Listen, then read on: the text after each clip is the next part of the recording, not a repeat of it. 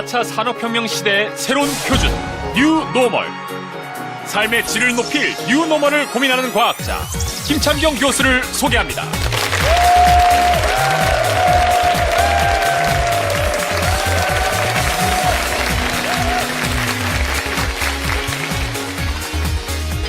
안녕하십니까. 한양대학교 김창현입니다.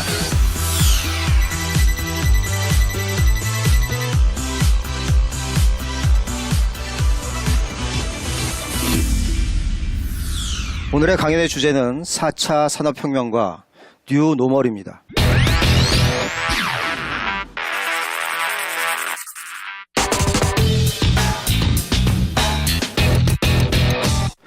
지금 벌써 4차 산업혁명의 결과로 여러분들의 일상생활에 새로운 표준이 자리 잡은 것을 여러분들은 느끼고 계신지요? 처음에 시작되는 주제에는 도대체 우리나라에는 왜 혁신 기업이 없을까입니다.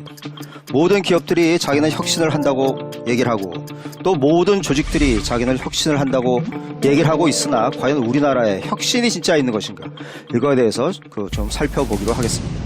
MIT 테크놀로지 리뷰에서 50개의 스마트한, 인노버티브한 기업들을 선정하기 시작했다.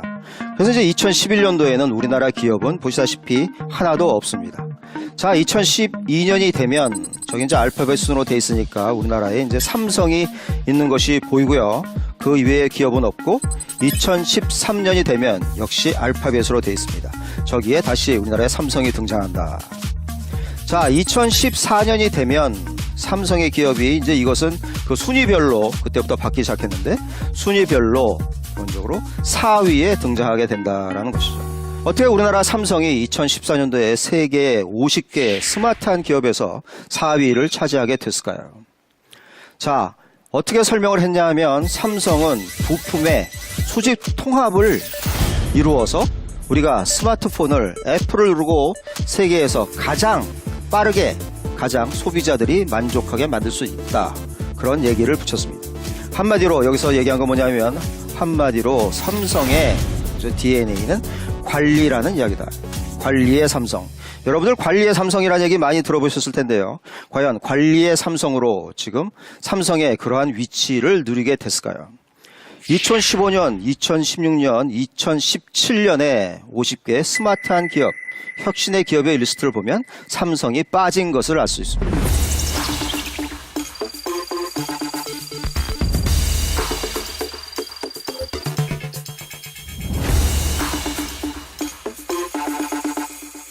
그러면 왜 삼성은 그 잘 나가던 위치를 버리고 지금 리스트에 포함이 되지 않을까요? 그 얘기를 오늘 처음에 시작하려고 합니다. 자, 구글이라는 회사가 있는데 여러분 잘 아시는 구글은 창립된 지가 20년이 됐죠? 20년 만에 어떻게 초인류의 기업이 되었을까? 구글의 과연 DNA는 관리일 것인가? 과연 무엇일까요? 가장 중요한 것은 무슨 얘기냐면 기본적으로 가장 위대한 제품을 만들려면 창조자들이 있어야 된다 하는 그러한 얘기입니다.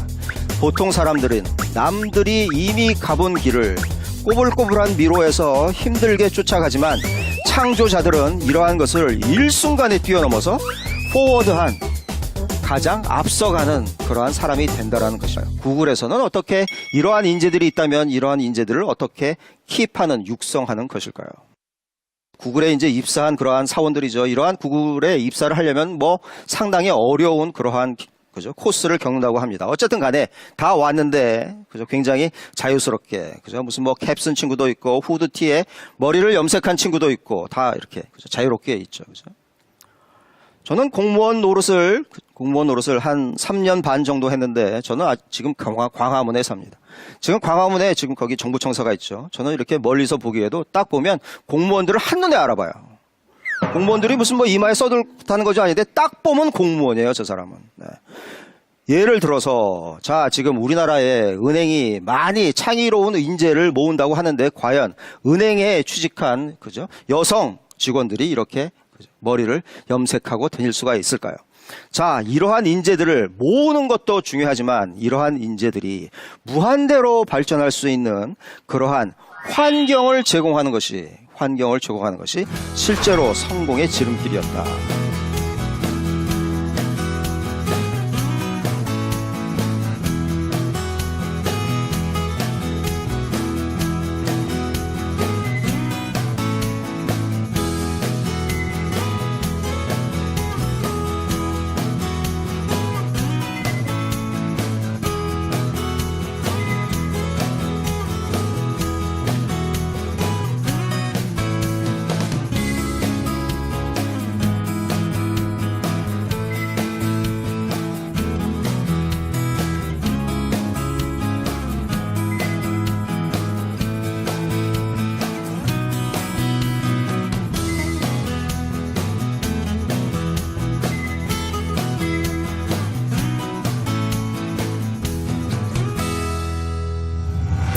여러분들 지금 이 그림은 무엇을 나타내고 있을까요?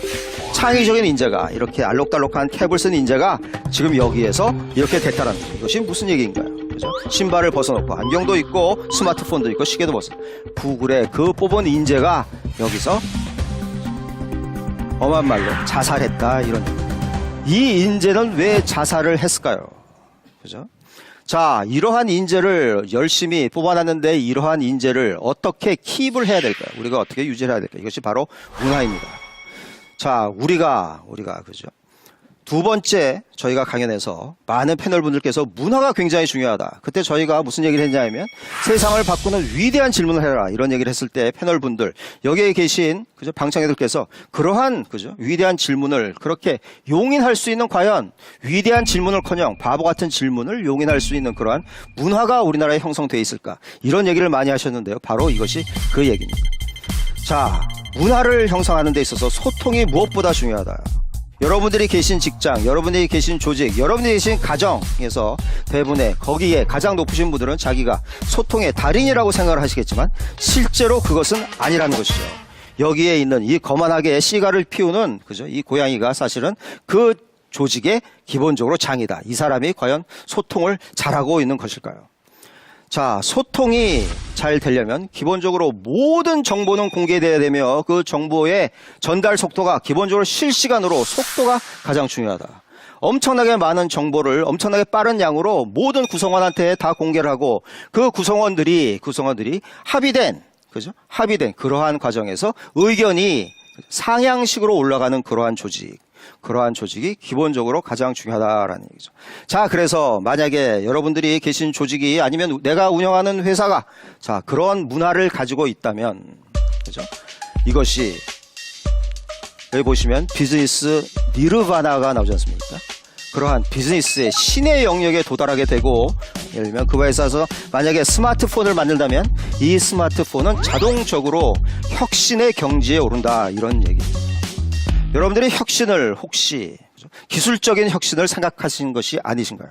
혁신 기업이란 기술의 혁신을 가져오는 기업이 아니고 거기에 있는 모든 구성원들이 자기 창의성을 온몸으로 발휘할 때 이 창의성을 발휘하는 그러한 의사 전달 과정에서 그것을 억누른 사람이 한 명도 없을 때 이러한 기업을 소통의 달인의 기업이라고 하고, 이러한 문화가 형성이 되면 그 기업을 소통의 기업, 혁신의 기업, 스마트한 기업, 인노버티브한 기업이라고 한다라는 것입니다. 자, 제가 두 장의 슬라이드를 보여드릴 텐데요. 이것이 처음으로 신상품을 소개하는 그러한 슬라이드. 첫 번째는 여러분도 많이 보셨을 그렇게 아이폰을 처음으로 소개하는 스티브 잡스의 처음에 소개하는 모습입니다. 이때 아이폰이 전 세계 인물한테 가게 됐다. 또 한 장의 슬라이드는 바로 이것입니다. 자, 여러분들 이 두 장의 슬라이드를 보시면서 어떻게 생각을 하십니까?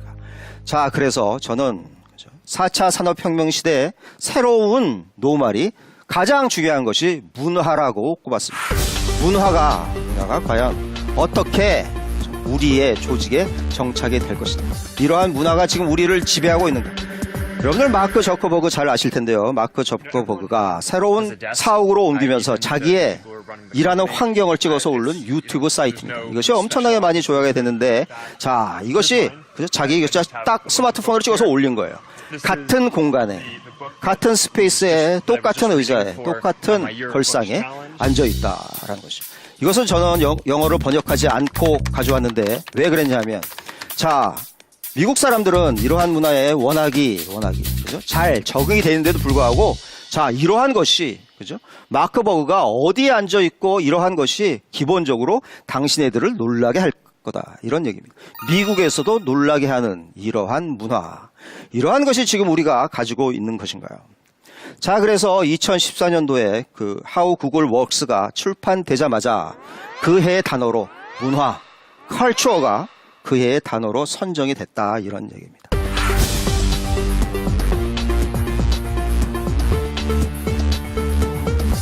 자, 그래서 기본적으로 4차 산업혁명의 가장 크다란 본질은 디지털 혁명이다라는 것입니다.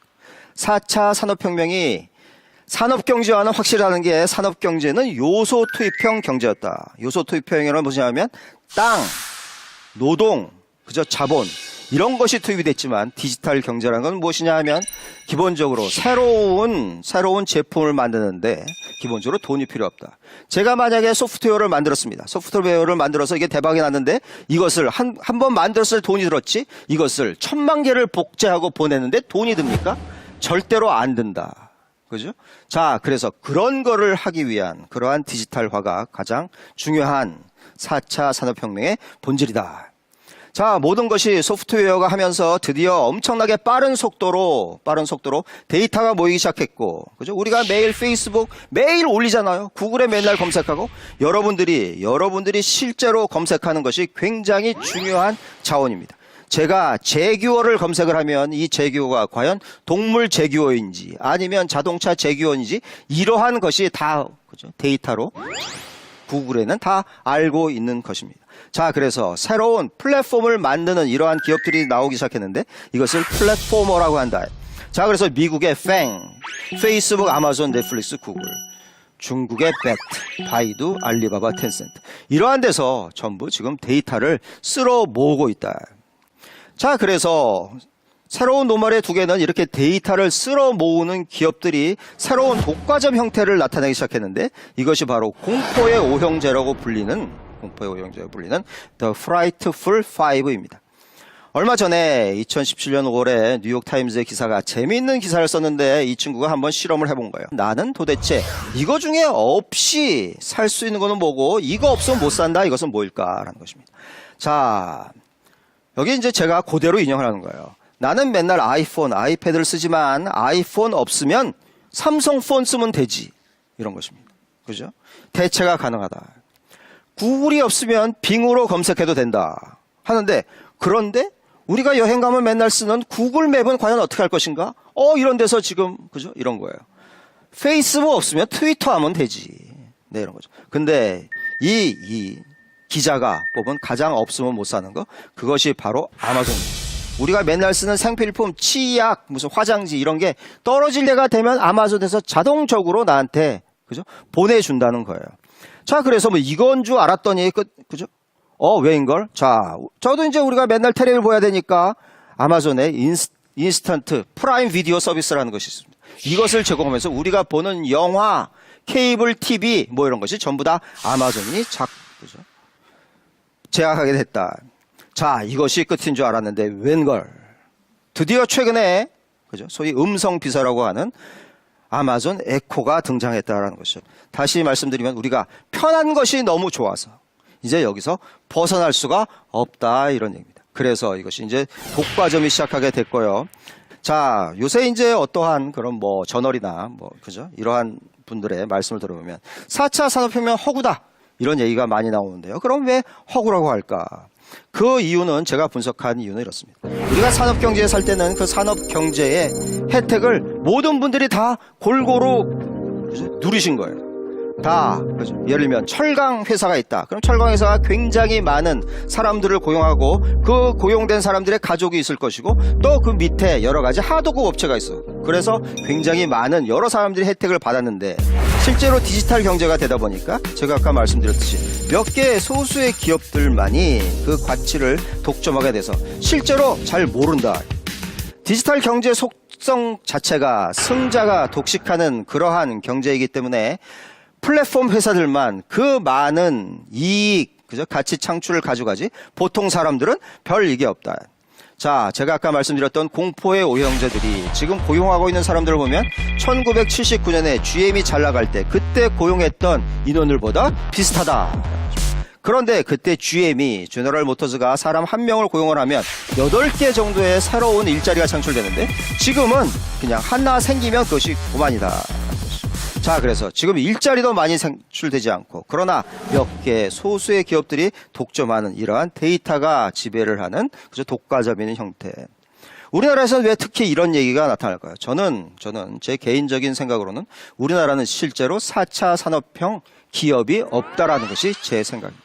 지금 물론 우리나라의 몇몇 포털에서 데이터가 몰리는 것 같고 물론 뭐 우리나라 대기업에서 데이터를 모은다고 하고 있으나 그러한 플랫폼인 기업이 있습니까? 그죠? 우리가 진짜로 검색을 할 때 그런 포털에서 찾나요? 진짜로 안 찾으시는 것은 구글에서 찾나요? 그죠? 우리나라에 실제로 4차 산업혁명 기업 자체가 아직은 없기 때문에 우리 자체가 4차 산업혁명이 있는지 없는지를 잘 모르고 있다는 거죠.